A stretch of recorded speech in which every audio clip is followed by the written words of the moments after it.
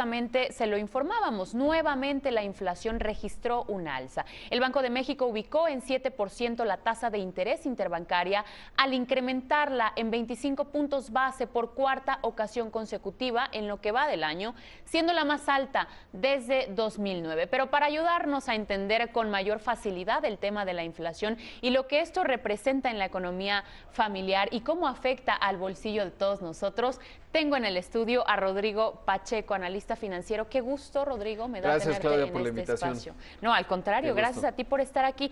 ¿Cómo ves esta coyuntura, Rodrigo? Hemos visto que la economía familiar crece, se mantiene, la economía nacional, crece y se mantiene, pero la familiar sufre de una volatilidad que preocupa. Sí, la verdad es que estamos viviendo un momento relativamente complicado porque el mandato del Banco de México, que hay que entender que es un organismo autónomo, es decir, no pertenece al gobierno federal, la Secretaría de Hacienda no le da órdenes a Agustín Carstens, que es quien lo encabeza, pues su mandato es combatir la inflación porque no hay peor impuesto para las personas pobres y para todos los mexicanos que la inflación, que es cuando pues tú ves que tu salario pues uno gana, no por te ejemplo, rinde, no te alcanza ni para los productos de la canasta básica. Y lo vemos en Venezuela, ¿no? Un país que, por ejemplo, tiene una inflación de 700%. En la mañana van a comprar un litro de leche y para la noche ya vale mucho más. Y es muy difícil cuando una economía entra en esa dinámica. En 1980, bueno, en la década del 80, México padeció esta situación. Entonces, por eso es muy importante lo que ya mencionabas, esta decisión que tomó el Banco de México de aumentar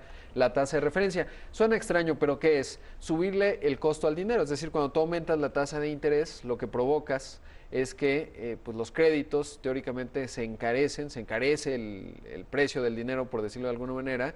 También se incrementa el rendimiento que te da el ahorro y eso implica que quieres gastar más para ahorrar más y eso quita dinero de la economía y combate la inflación, que es uno de los factores. Ahora, ¿qué pasa con las familias? Bueno, pues hay otro componente de la inflación que se llama la inflación subyacente, que es la que descuenta la volatilidad. Por ejemplo, si el limón se dispara a 50 pesos el kilo porque hubo un problema con la cosecha, porque está habiendo acaparamiento, por la razón que pueda ser, bueno, pues esa no cuenta, digamos, dentro del índice subyacente, que es, digamos, la parte no volátil. Pero para hacerlo más simple, ¿qué está pasando con las familias mexicanas? Bueno, pues hemos visto un incremento primero en los precios de la gasolina y eso se replica a lo largo de muchos productos. Eso generó cierto incremento de precios al inicio de este 2017. Eso por un lado. Y por el otro, pues vemos algunos elementos, por ejemplo, el limón el mes pasado había subido muchísimo, y esto va influyendo. De ahí también relevante la discusión que está detonando la Coparmex de aumentar el salario mínimo, porque con un salario mensual de poco más de 2,000 pesos, pues prácticamente no te alcanza. Más o menos la canasta básica del periódico Excelsior hizo un análisis de precios y estaba por ahí de 1,293 la alimentaria, es decir, nada más comprar alimentos te costaría 1,200 pesos al mes. Y si ganas 2,200, pues te quedan 1,000 para transporte, pues para todo lo demás, vivienda, educación, etcétera. Servicios. Prácticamente no hay manera. No está alcanzando. Y eso es lo que estamos observando en este 2017. Agustín Carstens ha dicho que la inflación empezará a bajar, digamos, quizás en julio toque su nivel máximo y a partir de ahí empiece a bajar. Es muy probable que así ocurra. Sin embargo, lo que vimos, por ejemplo, de mayo a junio es que hubo un aumento general de los precios, estaba en un 6.16%, acabó en esta primera quincena de junio en 6.30%.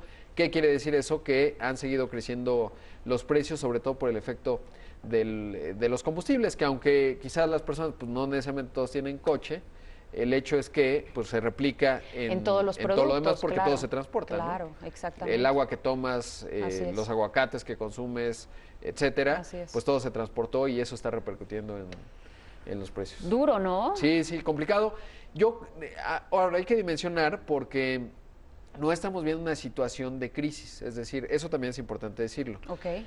Si uno piensa en 1980 o ve Venezuela, o no ser tan extremos como Venezuela, pero Argentina, pues los precios van creciendo de una manera realmente acelerada. El caso de México, una inflación de 6% lo hubiéramos soñado en 1994, lo hubiéramos soñado en el 95, lo hubiéramos soñado en el 81, 82, 83. Es decir, es una inflación realmente contenida, de ahí la importancia del Banco de México. Es decir, sí es cierto que no alcanza, es una discusión de fondo. Claro. Por eso se tiene que discutir muy bien el salario mínimo, pero no es una situación de crisis en donde realmente las personas están llegando a fin de mes y el próximo mes se vuelve peor y peor. Realmente hay un leve deterioro, pero no diría que estamos en una crisis, ni mucho menos. Oye, Rodrigo, y desde tu punto de vista crítico y financiero, un consejo para quienes nos están viendo y nos escuchan desde nuestras distintas plataformas en relación a la inflación y al gasto mensual que ya nos acabas de explicar de manera muy detallada. Pues mira, lo más básico y es digamos, puede parecer complicado, pero no lo es lo primero que tienes que hacer es tener un presupuesto. No hay peor idea que ir al súper sin un presupuesto. De hecho, hay una recomendación muy práctica: no vayan al súper si no han comido, porque es verdad que cuando, de verdad, si vas con hambre, me ha pasado. Compras mucho más cosas inútiles que no necesitabas. Entonces, lo primero es hacer un presupuesto. Luego, el segundo punto en donde las personas pierden en sus finanzas públicas, es decir, se desordenan, es en las deudas. Hay que tener mucho cuidado con los meses sin intereses. Hay que tener mucho cuidado con el financiamiento, hay que utilizarlo, no está mal tener tarjetas de crédito.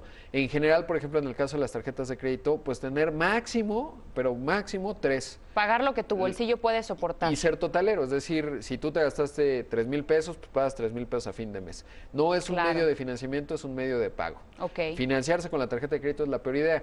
Y luego, procurar que nuestras deudas no superen el 30% de nuestros ingresos. ¿El 30%? El 30%. Si uno sigue esa fórmula, no es fácil, obvio, pero es más fácil que uno por lo menos no vive endeudado, porque luego uno ve personas que ganan salarios realmente muy altos, pero de todos modos se la viven endeudados, van corriendo como ratón en la rueda, porque van pagando siempre, van atrás de las deudas. Entonces, lo primero, ya sea que ganen poquito, más o menos o mucho, es controlar sus deudas, no más del 30%. Perfecto. ¿Qué hacer, por ejemplo? Pues contabilizar todos los meses sin intereses, porque parece fácil, pues no te cobran intereses, lo pagas a 7 meses, pero el conjunto de esa suma, más si tienes un crédito hipotecario, un crédito automotriz, empieza a romper con la ecuación del 30%, y tarde que temprano, si algo sale poquito mal, te quedas atrás en algún pago y empieza realmente a descomponerse toda la situación. Entonces, lo importante es saber manejar bien las deudas, que no superen el 30%, ponerle mucha atención. No tengan más de 3 tarjetas de crédito, de hecho, con una es suficiente. Prácticamente suficiente.